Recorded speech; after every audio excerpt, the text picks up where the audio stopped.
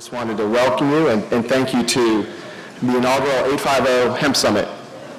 I am blown away at how many people are actually here when we start thinking about, it was just over about 2 months ago when our Appalachian Regional Planning Council Vice Chair and Leon County Commissioner Kristen Dozier pitched this idea to me about having a hemp summit in our region for hurricane recovery and economic development, which then meant that we had to rally and put together a hemp summit within a little bit less than 2 months.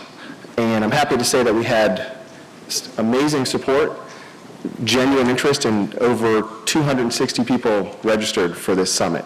So I'm just really proud to have this opportunity to be here before you all to kick off this summit. We have an amazing agenda lined up for you. We hope that this is the beginning, just the beginning of being able to maybe transform this region into a regional hemp economy. So I want to turn it over to Dr. Jeff Sharkey, with the president of the Florida Hemp Association, if he's around here somewhere. There he is. All right. Really pleased to be here today. We spent a lot of time with the Regional Planning Council, Christian Dozier, all the sponsors you've heard from today to put on this first annual 850 Hemp Summit. This tie will be made out of hemp next year. Nice green. Just want to let you know that we're all planning everybody to be very successful here. But listen, we're very excited. I think if you were at the reception last night and look at the registration, we've got a huge and interesting and diverse group of folks who are here. As you all know, the legislature passed a state hemp plan. The Department of Agriculture is working on the rule development. We're going to talk about that today in these panels. So there'll be really exciting opportunities for cultivation, processing, manufacturing, product development. And you'll hear from some people today who are already testing some of these issues out, excited about starting into all of those areas. And I think it's going to be really tremendous potential for North Florida. So again, it's very active, very dynamic. We're going to have Q&A. So this is supposed to be a learning experience for everybody, for all of us. And again, as we move forward with this, by the spring of next year and summer of next year and fall of next year, we'll have Florida really moving forward in the hemp industry. I want to take a couple of minutes just to recognize our local elected officials. Christian Dozier has been mentioned, but we also have here Stephen Fulford, Commissioner from Jefferson County. Stephen, if you raise your hand, if you're out there, thank you, sir, for coming. Ricky Gamble from Suwannee County. Thank you, sir. Brenda Holtz, Gadsden County. Brenda, I know, is Brenda here? Yeah. Okay. Ricky Jones, Commissioner from Franklin County. Ricky. Brenda LaPaz, Mayor, Commissioner of City of Carabel. I saw Brenda earlier. Suzanne Lex, Growth Manager, Mary Ann Lindley, County Commissioner from our wonderful Leon County. Oh, Mary Ann's here, I know, thank you. And a couple of others, just make my notes here. Gene Bailey from Calhoun County. Is Gene here somewhere? Elaine Bryant, City of Tallahassee, one of our great city commissioners. And I think last but not least, James Peacock, Jackson County. If James is here, thanks, James, for coming. Again, I hope you all have an interesting, informative, and educational time.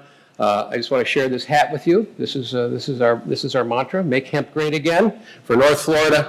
So we look forward to. We have a series of panels, as I mentioned, and I think you'll find it very interesting. So let me, without any more of me talking, introduce Commissioner Kristen Dozier, who has really been spearheading this and has done a fabulous job, and is going to do kind of the big welcome and intro for the day. So thank you very much.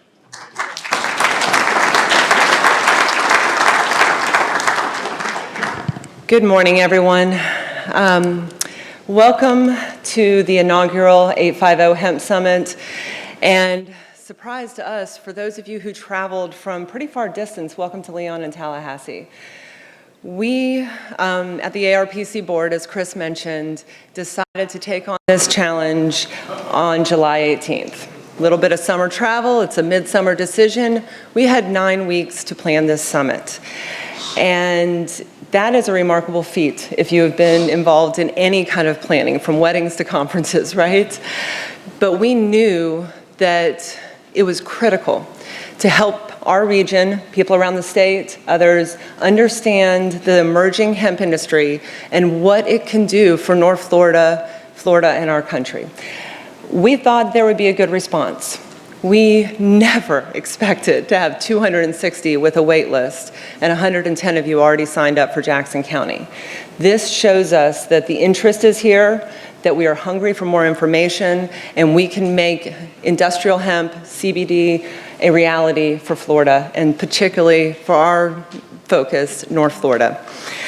I do want to take just a minute, add a couple more thank yous to the folks that Chris and Jeff have already mentioned.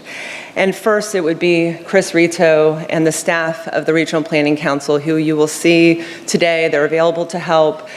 These folks are working every day to build the capacity in our 9-county region. It extends from Leon, Jefferson, to the west, Gulf County, up through Jackson. Most of the counties hit by Hurricane Michael. So in addition to helping counties and cities throughout the region every day, in the last year, they have added to their workload recovery funding, helping with grants, and then we added the Hemp Summit.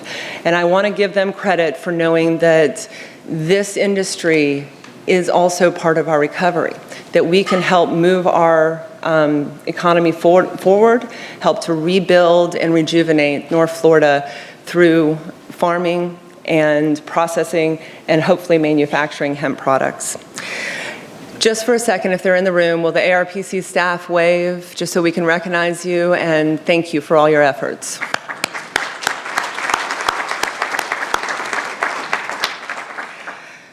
I also want to thank two people who jumped on this fast-moving train about 6 weeks ago, and we could not have done it without them. First is Kay Van Tressie, our event manager, and second, Melissa Van Sickle, who's responsible for creating a logo, website, all of the print and digital you see in the last 6 weeks. They have done a remarkable job. We could not have done it without them. And my aide, Gary Zirin, who's been with me in the commission office for many years, is an invaluable help and just kind of has to do whatever project comes up at any board. So thank you, Gary, for that.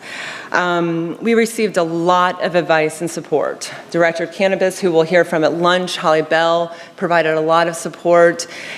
But in the conversations to build this agenda, I have learned so much from all of you, from our very first sponsors, Cambiola, to many of the panelists you will hear today. I have been learning about the industry and what it looks like from every person I talk to.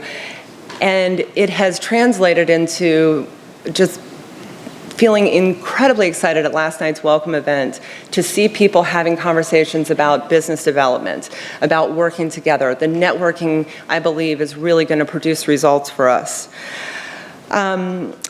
So with that, I do want to make one quick comment about where North Florida is right now. Our world changed on October 10th of last year, 9 days from now. The Planning Council Board, we were talking about regional coordination. We were talking about economic development and jobs and so many other things.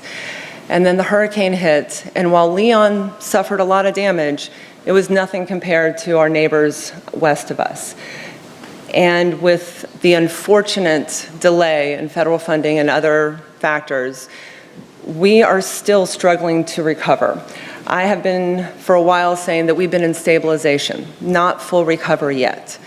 This industry, partnered with the funding that hopefully will start coming down very soon, could really help create jobs. And here's my line that you're going to hear me say it a lot, from the farm to the factory and beyond. This is what we need, and this can happen. Today, you're going to see our staff wearing Forgotten Coast t-shirts. It has this logo.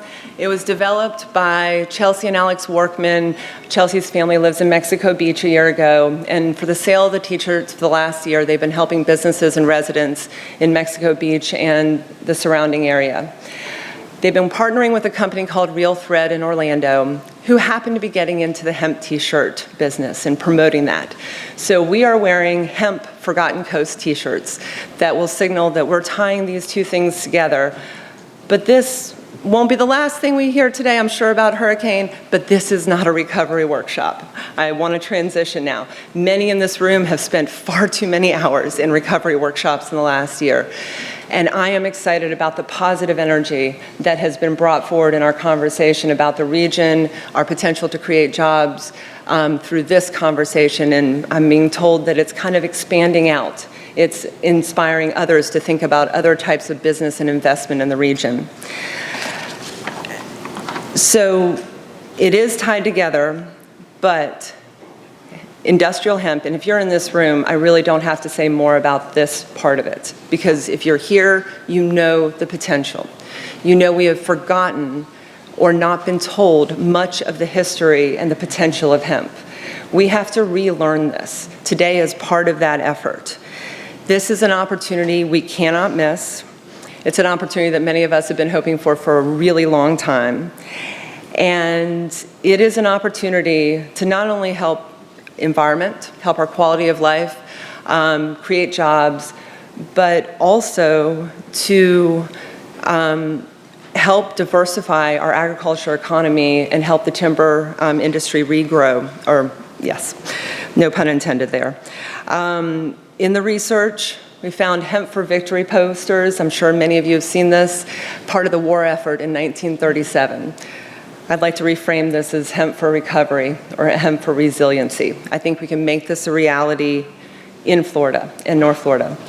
Not all the different products, the 25,000 products that we know could come from hemp and so much more will happen in Florida. But we are a perfect place to grow hemp, to process it, and to manufacture hemp products, and we need to have a stake in this market. Our early engagement and the incredible pace of rulemaking by our Department of Agriculture is really going to help us launch this industry in the coming months and years. We have wonderful researchers, businesses already looking and working in this space. And by working together, I know we can make this a reality for all of us. So our goal today, what you're going to hear, is we wanted to show the full arc of this industry. There's going to be a lot more information in future workshops and our own research. But we're going to start with the rulemaking, banking, legal issues, those types of things, and then go into the research. At lunch, we'll hear from Holly Bell, our state cannabis director, the first in the nation. And after lunch, we're going to get into hearing from some people who are already in the business. Seeds, growing hemp, and processing. And then we will hear from some business owners who are using hemp in their products, hemp towels, consumables, things like that. The end of the day, and this piece is very important to me, and I hope for all of us, we have an economic development panel that will talk about, okay, this is what we have heard, how do we make it a reality? This is about action-oriented. We're not just here to hear, to listen to panels. We want to do something the moment we walk out of this room.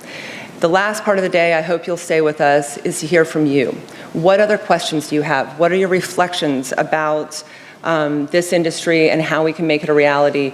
That will help inform the other programs that we bring to you in the future in the 850 Hemp Summit series, is what we will be establishing.